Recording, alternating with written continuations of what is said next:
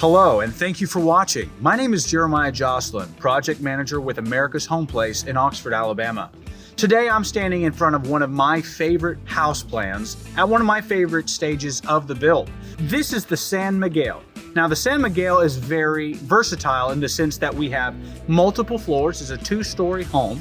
It's got a two-car garage. It's got a beautiful front porch that you can sit and relax on and enjoy the kids playing in the yard. It's got approximately 2,500 square feet heated and cooled and 3,200 square feet under roof. We're in the rough-in stage where we have just finished constructing the walls, setting the trusses, and we're now decking those trusses.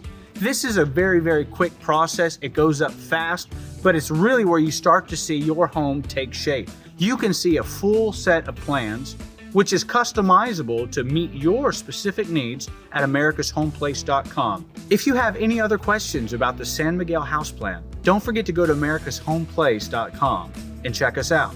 And also, before you leave here, please hit the like and subscribe button for more videos coming up. Thanks again for watching and have a great day.